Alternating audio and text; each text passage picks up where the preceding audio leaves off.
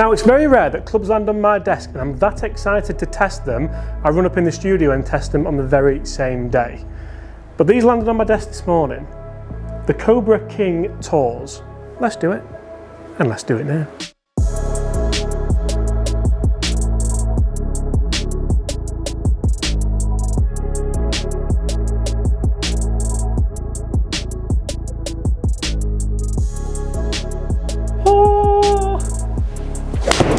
I've nailed that. I think we'll just finish there.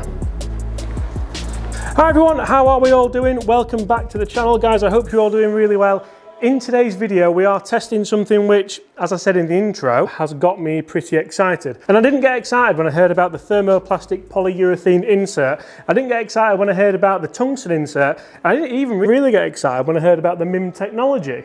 I got excited when I looked at them. I got excited when I looked down at them. I got excited when I got them out of the box and showed Gaz in the shop, and we both went, oh my, how good do they look down at the ball? And now I'm really excited because that's the first time I've hit them, and that felt good. Guys, Cobra reviews aren't something which often wow me, aren't something which really want me to take the clubs to the course, especially with the irons. The 3-wood, you know I'm gaming the 3-wood, you know I love the 3-wood. The driver was fantastic this year, the driver was fantastic last year, but it was just about time that Cobra kind of pulled the finger out with the irons a little bit. Nobody really walks into a pro shop and says, have you got the new Cobra irons? Really, do they? And you know what, that might be a harsh opinion of mine, but it is opinion. It's opinion which I'm happy to share with you guys, because I think that might now potentially be changing looking at these. Oh, what a strike. I mean, that's going a little bit left, but when I look down at them, guys, I'm going to cut straight to the chase. I'm going to show you an overview now looking down at these irons, and I can't believe how sleek they look down at the ball, to say how much technology they've got in them, to say how much presence they've got in the bag. I mean, they just look cool, don't they? They look very kind of appealing, and even more so looking, I mean, that top line. Whoever designed that top line needs some kind of acknowledgement. I'd say a medal, but it's taking it a little bit far, isn't it?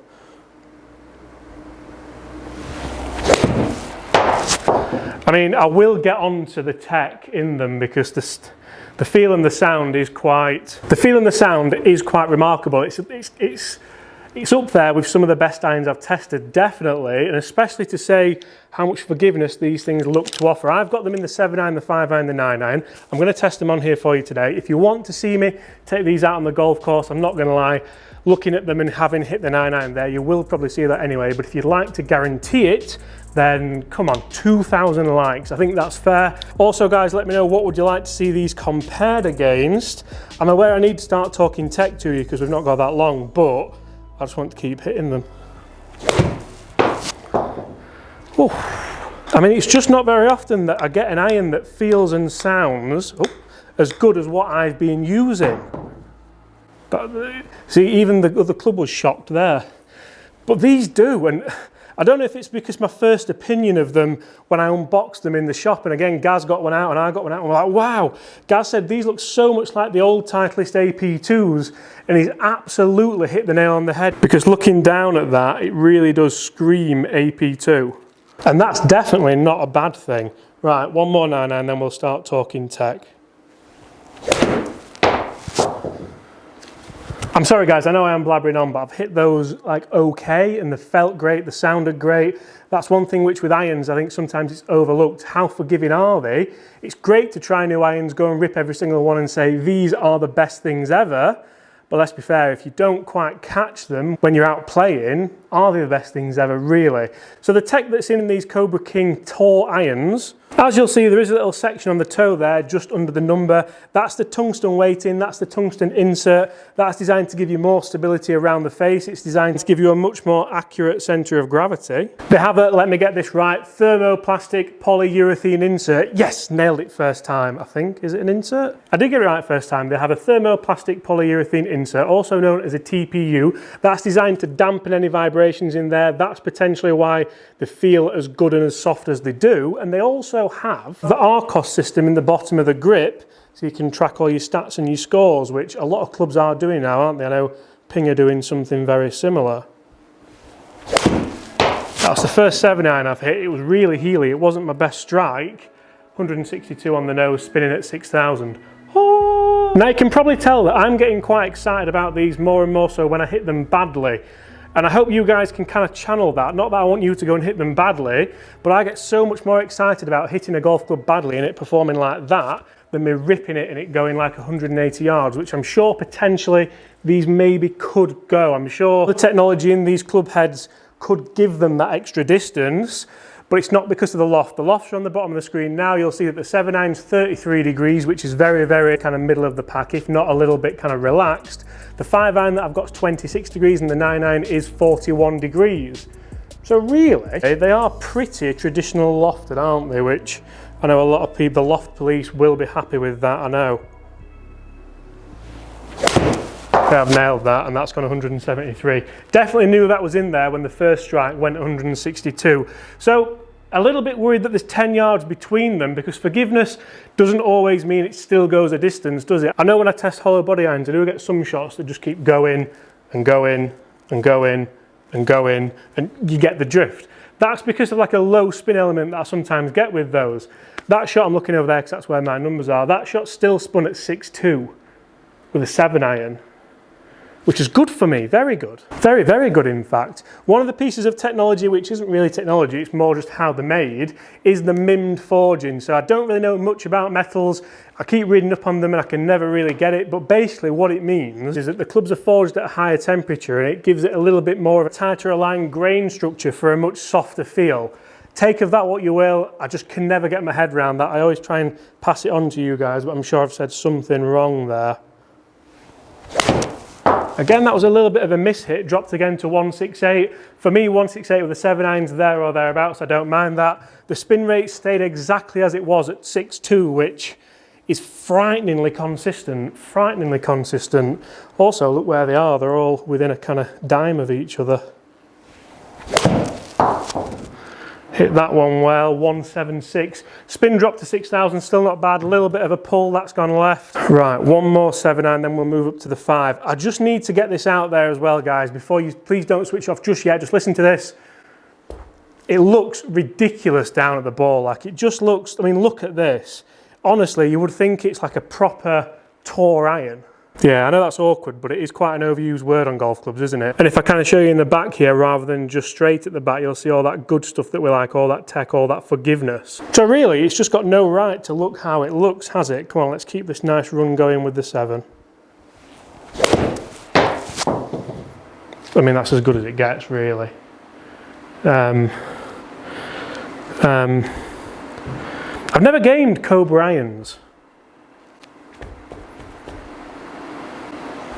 I need a minute just to think. Enter 5-iron. I'm sure there could be a song there somewhere, but this 5-iron is pretty much giving you everything you want from a 5-iron. The blade length is absolutely perfect, as is that top line. I'm really looking forward to hitting this. Oh. Oh. I think we'll just finish there. And you know, one of the best things about this product, the best things about these irons, is it's kind of snuck up on us. Like we hear loads of rumours about new golf clubs coming out. We see loads of pictures on social media, on Twitter, on Instagram. But these, I hadn't seen these, I hadn't heard that they were coming. Nobody kind of ruined the surprise for me until I saw them. I'm not even allowed to post pictures of them until the embargo date, which a lot of companies aren't doing anymore. You can post pictures as long as you don't talk about them, which I don't really understand. So because it's come out the blue so much, and I just wasn't really expecting anything from Cobra for the rest of this year, the fact they've pulled this out the bag, I mean, look at it. The fact they've pulled this out the bag has made me really, really happy. And I think a lot of people won't try them because Cobra aren't known for their irons, but I think a lot of people should try them. That's probably where this review's going. I know I could quite easily sneak these. I've even tried to play a fade. No, it's not faded. Okay, so they're not miracle workers. I've tried to play a fade and it didn't work. Got a little bit overzealous there, but let's just, come on, let's see if we can play a fade with this 5. Oh, we can play a fade. check that out. I'm not gonna lie, and I can't believe this just happened, but the camera cut off because the SD card was full, and I've just played a fade on call, on demand. It stayed straight, but we don't need to worry about that. I'm getting a little bit too excited about these, I think. Let's hit a couple more with this 5, and then let's talk numbers and let's talk dispersion. But really, I think when I've hit shots that I'm okay with, they've done really well, they've performed really well, and that for me is the biggest talking point. We can all hit terrible shots, we can all hit great shots, but it's how do they perform on the okayers, isn't it? I mean, that's left, I think, but again, it's not bad. Like, it could be. Great spin number as well. Right, one more shot. And it won't be the last one I hit of these today, because I will definitely, I'm actually going to do a bit of practice and I might use these instead of mine. They're really nicely weighted as well, as Spriggsy would say. Oh, wow. What a shot to finish on. I know I've been speechless a bit in this video, and it very rarely happens to me, like ever. But I hit the 9-iron and I really enjoyed it. I hit the 7-iron and I loved it. Just hit the 5-iron. I'm going to have to show it. Let's have a look at the numbers. So we'll start with the dispersion on the 5-iron.